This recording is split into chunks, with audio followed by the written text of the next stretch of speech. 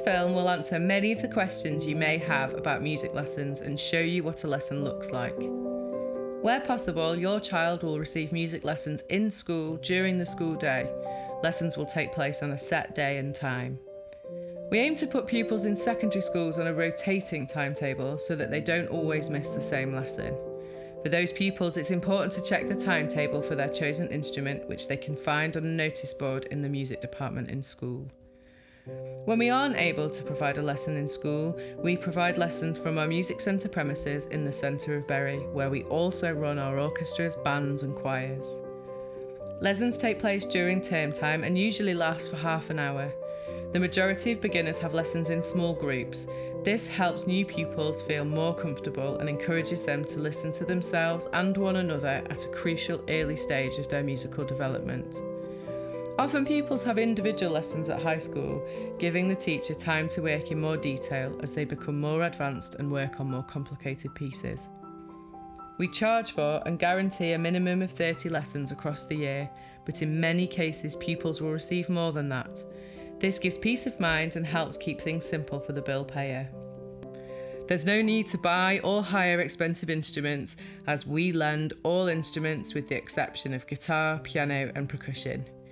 In the event that an instrument needs maintenance or is damaged, most often this can be done by the teacher themselves. In the few cases that this isn't possible, we will help organise repair. Your child will need to come prepared for each lesson with their instrument, music books, notebook and a pencil. So you've been doing some scales for me. Let's have a look at C major scale. Okay, if you have a look at the key signature. Lessons will often start with a warm-up.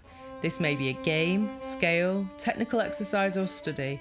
These are vital for helping a pupil develop good posture, sound and the techniques specific to their chosen instrument. So we'll do some practice on prelude now. And if you can go from the beginning up to bar 8, the first time bar just to begin with, okay? Then they'll move on to pieces.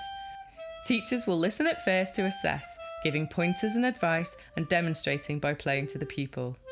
Teachers will sometimes play alongside pupils to give support and may play duets with them to help develop listening and rhythmic awareness, vital for playing in ensembles. In lessons, pupils can work towards school concerts and grade exams. Our pupils regularly take part in associated board and Trinity exams. They can also look forward to be invited to one of our many music centre groups. We have groups to suit many different abilities. You will receive a progress report and be invited to Parents' Evening to keep up to date with your child's progress. Lessons allow your child to be creative, express themselves and have fun, all whilst working hard to fulfil their musical potential. And what I want you to think about for next time are your low twos.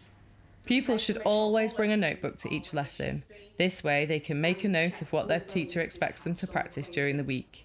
The amount of practice varies based on how long a pupil has been learning. Your teacher will advise you on how much to do. Beginners will need a little help and encouragement with practice, but it's important to do a little each week. If there ever is a question, you can write queries in the notebook for the teacher to read. Your teacher wants the best for your child, and cultivating a positive relationship with parents is key. We hope that this video has been helpful. If you have any other questions, you can email or ring our office.